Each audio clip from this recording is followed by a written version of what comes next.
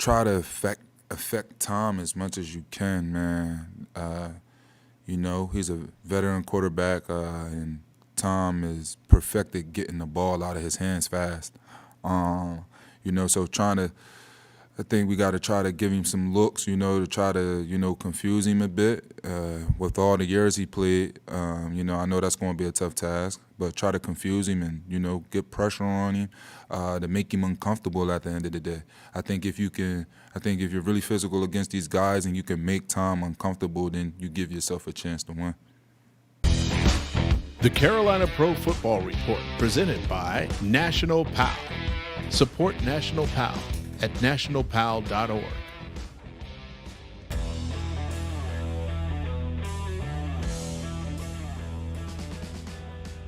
All right, you just heard Carolina Panthers linebacker Hassan Reddick talking about mission critical today, and that is to do as much as possible to harass, sack, and distract Buccaneers quarterback Tom Brady. Hello, everybody, and welcome to the final pregame edition of the regular season for the Carolina Pro Football Report on ADSN. And what a place to be here in sunny Tampa, Florida, as your Carolina Panthers at 5-11 get set to take on the Tampa Bay Buccaneers at 12-4. Now, last week the Panthers elected to start Sam Darnold for the first time since returning from a shoulder injury, a game in which he showed some flashes of the Sam Darnold that started the season. This week, Darnold will be at the helm once again across the field from the GOAT, Tom Brady. Brady leads the NFL in completions with 456, passing attempts 682, passing yards 4,990, and touchdown passes with 40 of them this season, entering this final week of the regular season. The Buccaneers have just come off a 28-24 win in the last minutes of the game, so that's the kind of energy that Tom Brady is bringing to this game today. That's what the Panthers defense will have to contend with. So what are the answers for the Carolina squad? Well, it starts with Sam Darnold.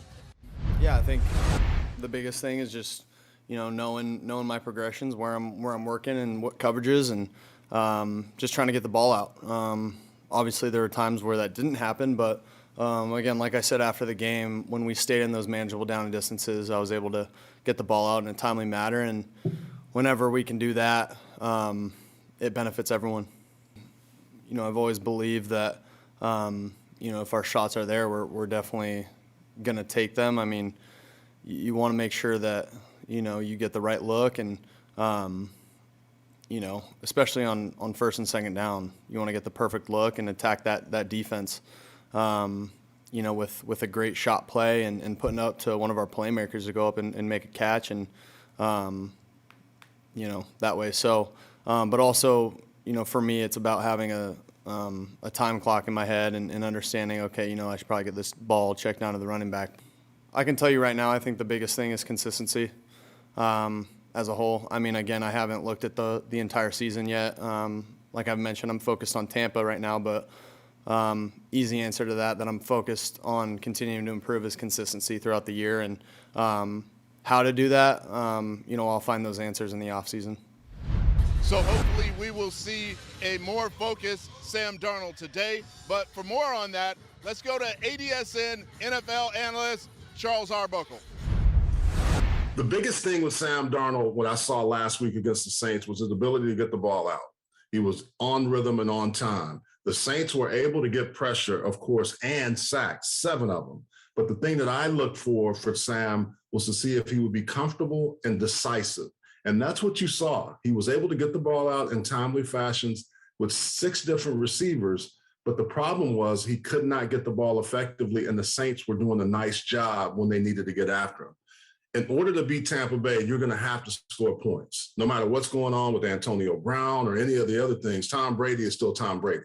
And the biggest thing is Sam has to be able to show consistently that he can get the ball out where there's pressure or not. There's going to be pressure. This time, it won't be from the outside. It'll be more interior pressure.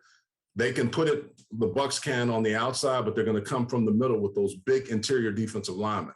The real key for him is to be comfortable, be decisive, and early starts to getting the ball out to different receivers. The other big thing is not letting them bat balls down.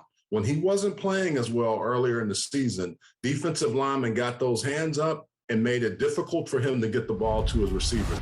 So the real key with Sam Darnold is making sure that he's getting the ball out effectively and on time. But with all that said, doesn't really matter because the O-line has to protect him. Brady Christensen had his first start at left tackle. He had been playing guard, and he was drafted as a guard tackle guy. It's going to be critical that he is able to protect and hold up, not only in the pass game, but in the run game against this Buccaneers defense. So we talk about the offensive line, we talk about all those things, but oh, by the way, you need weapons. Robbie Anderson won't be available. So DJ Moore, you're going to get a heavy dose of opportunity. And that running back crew has to step up and play well. Chuba Hubbard has been doing a nice job, but they need even more out of him.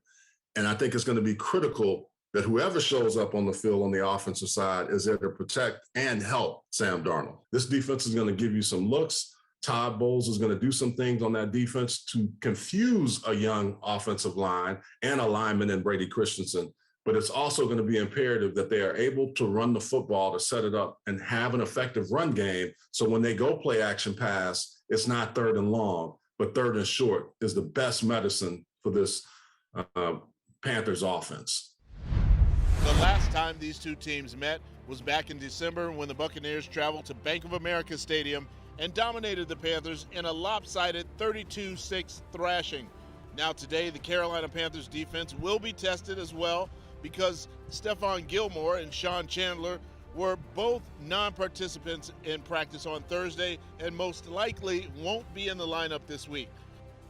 But despite whoever they have in the Carolina defensive lineup today, Buccaneers star receiver Mike Evans is the key player they need to stop to keep the Bucs offense from turning this into a second blowout. Evans is the only player in NFL history to begin a career with 7 consecutive seasons with 1,000-plus receiving yards, and he only needs 54 yards to make it 8 straight. Phil Snow weighed in on that challenge this week. Well, they've been pretty well balanced. I know Brady does, he throws the ball more than they run it, but they've been really successful when they do run it. The duo run, every time we've played them, they've had a long run on it, the three times that I've been here. So we've got that run has bothered us, and it hasn't consistently bothered us, but it comes out for big plays. So we've got to handle that, and then, and obviously their passing game. Brady is playing at a high level with the offensive line. It's hard to even touch Brady with that offensive line. So pretty well balanced and, number one offense in the league. Very few sacks this year and hits on the quarterback. The ball's coming out. A lot of the snaps against us in the first game, it was under 2.2. So, which is, really tough. So the coverage has got to win. There are situations that if you can get them in third and long, they hold the ball a little longer, and hopefully you can have success on those downs. But the way they run the football and their controlled passing game on second down, they're not in third and long very often. So he doesn't hold the ball very often, so it's hard to hit him. So for more on what the Carolina Panthers defense will have to do today, let's check in with ADSN analyst and former Carolina Panther, Colin Cole. Colin. So the Panthers coming into the final week of the season have an opportunity, at least the members of the team right now, to obviously go into this off season on a high note. Obviously, going against the defending world champions, they didn't fare so well in the first meeting a couple of weeks ago. But with these, and obviously playing without Gilmore, and these are things that really present opportunities for guys that are a little further down on the depth chart. I mean, going into the offseason, that's where the coaches get opportunity to kind of see who's who on your team and who you want to bring into the season next year. Regardless of who is going to be the head coach, you definitely have to take each and every opportunity to evaluate talent on the roster. So it's going to be an extremely great opportunity for these young men down there in Tampa, and it's going to be interesting to see who's going to emerge as go-to players. So the major things this defense has to do, all things considered, is they have to focus on what Buccaneers bring to the table. We know that Mike Evans is coming in off of his injury, but we also know that Ronald Jones is going to be out with an ankle injury. That's he's going to be sidelined as that team gets ready to try to push for another run in the playoffs. Tom Brady's going to be looking for a practice squad player. He was a practice squad player a couple of weeks ago, Cyril Grayson, wide receiver. So they're down to these young guys, and he's going to have to try to find these young guys on his end. And for the Panthers, it's going to be huge in being able to take away what are third and fourth receivers for Tom Brady, and what kind of run game will they have to face. So these guys may have the opportunity to really get after this offensive line and get up the field and try to get some pressure on them early, and see if they keep them in the game, considering they do want to move into the postseason with a healthy Tom Brady and try to pursue another playoff deep run, obviously into the Super Bowl. But the big thing for the Panthers, getting after them and getting off the field on third down. Obviously, it's going to be the big key. So being critical of everything that comes along with, this being the last game of the season, these guys having the last opportunity to really get after it and put out on tape for all 32 teams to see what the capabilities are. It's going to be a great opportunity for this Carolina Panther team to come out with a victory out here in Tampa today. Now, the Buccaneers seem to be an unbreakable force as they head into the postseason, but the recent situation with former Bucs receiver Antonio Brown is proving to be quite a distraction. Both sides have released their versions, and it doesn't look like this is something that will be cleared up anytime soon. So, without Brown in the lineup, it makes today a little brighter for the Panthers defense. But on the good side, the bright side for the Panthers is that they won't have to deal with Antonio's 10 receptions and just over 100 yards that he had the last game. However, they do still have Mike Evans, which they'll have to keep a close eye on today. So with more on that, let's check in with Carolina Panthers Spanish radio analyst Antonio Ramos. Hey, Kevin. Well, as we all know, the season is coming to an end for the Carolina Panthers, and they hit the road again, visiting the reigning NFL champions. As we all know, this Antonio Brown situation is going out of control. He just got released, but let's focus on the football side of these Tampa Bay Buccaneers. They need to win, and a Rams loss to keep the number 2 seed in the NFC. Their offensive line has been outstanding for the last 2 years. This season, they just allowed 22 sacks, and they truly are, for me, the number 1 offense in the NFL right now. Over 400 total yards per game. They average 29 points. I know they have a thin wide receiver group right now going to the postseason with the Chris Godwin situation, Antonio Brown situation, and Mike Evans is only the healthy wide receiver in this wide receiver corps. They still need to be more effective running the ball, though. They can get Leonard Fournette maybe back for the postseason, but Tom Brady's offense really look even better than last year, especially on third down conversions with a 47.6% efficiency. And on the other side of the ball, they are a very fast unit with Devin White. They are strong in the defensive line with Vita Vea and Ndamukong Suh, both of their best pass rushers. Shaq Barrett and Jason Pierre-Paul didn't practice all week, but with a defensive coordinator like Todd Bowles that communicates everything perfectly, they can give a headache to any team in the NFL. Let's see how this Panthers team closes the season and start preparing next year's campaign. So as you guys know, wherever ADSN goes on the road, we try to find the coolest, the most tasteful restaurants, and the most fun places for fans to visit when they come back to these destinations.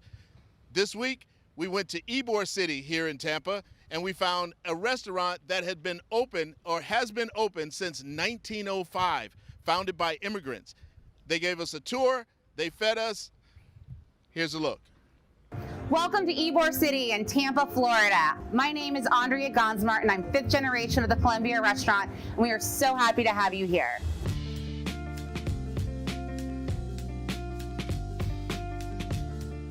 We are in the original corner cafe that my great-great-grandfather, Casimiro Hernandez Sr., founded in 1905. And those that came from Spain and Cuba often came to this corner cafe to get the taste of home, like picadillo, roast pork, their cafe con leche, the mixta sandwich, which is now known as the Cuban sandwich here in Tampa. This was the third dining room added on. It was built in the 30s, and it was the first air-conditioned dining room in the city of Tampa. It's called the Don Quixote Room, and you'll see many beautiful hand-painted tiles of Don Quixote. We have over 1,000 wines, 75% consisting of Spanish wines, the other half being mostly Californian, some from Argentina and Chile. This wine cellar alone holds 25,000 bottles of wine.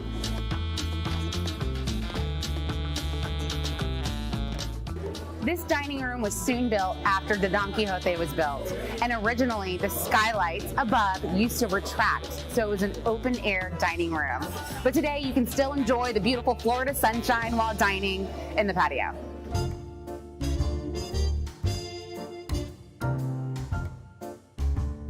I love talking to customers who tell me they proposed to their wife here, they had their wedding reception here, celebrating birthdays. That's what I always do. I use this as my favorite place to celebrate. When is a special day? February 4th. So soon. Congratulations. Thank you so much for sharing this special occasion with us. It means so much to me. Thank you, thank you.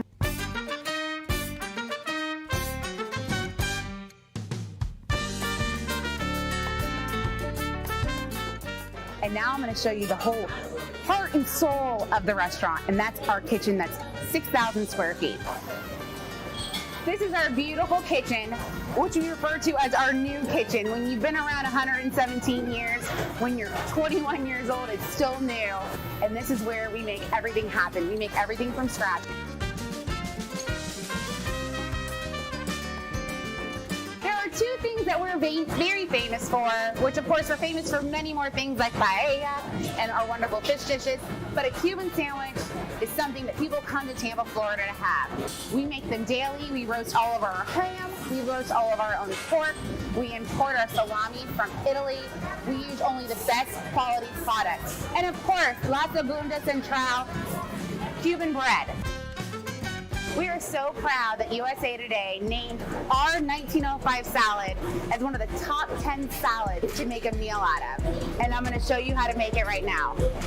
We start with iceberg lettuce, Julienne ham, Julienne Swiss cheese, tomatoes, and Spanish olives.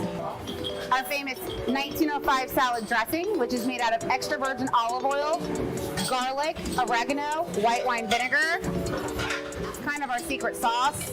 Liam Perrin's Worcestershire. This is the secret ingredient that most people don't know about. We make this tableside when you're dining with us here at any of our Columbia restaurants.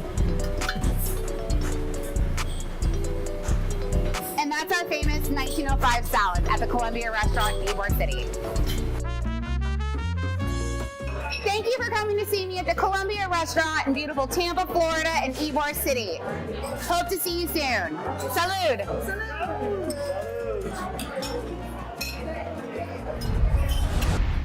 Well, I got to tell you firsthand, the restaurant is amazing. The atmosphere is unbelievable. You have to see it to believe it. It's everything that people talk about, all the reviews. It's a wonderful place. The service is friendly, and the food, as I said, is simply amazing. Thanks to Mike and Andrea for hosting us. You guys were wonderful, and we look to see you when we come back to Tampa. That's definitely going to be one of our top spots. In fact, the top spot whenever we visit Tampa. Food there, fantastic. Now, before we let you go, we always got to give you our keys to the game. Key number one for the Carolina Panthers today, build on the ground attack from last game. They'll have to run the ball significantly today if they expect to make any headway against the Bucs defense. Force Tom Brady out of the pocket. It's a hard thing to do, almost an impossibility for a lot of teams, but you have to get Brady to scramble and move around a bit. With this Panthers highly ranked passing defense, that is one of the places where they can exploit the Buccaneers today. And key number three, it's been the same all season. This is what can get you that win to erase the stain of the 6 straight losses that they've suffered so far, and that is play complementary football. Offense, defense, special teams, they all have to make it work today to try to get some favor of these Carolina fans back on their side.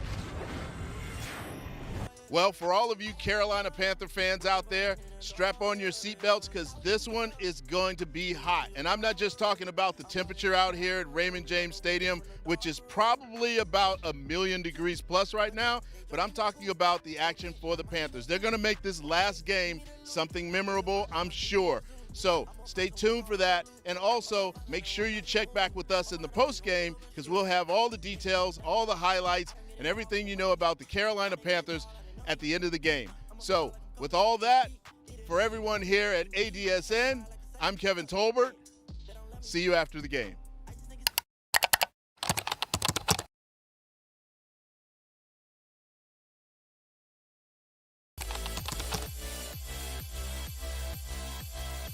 The National Police Athletic and Activities League helps support the mission of kids, cops, and communities. nationalpal.org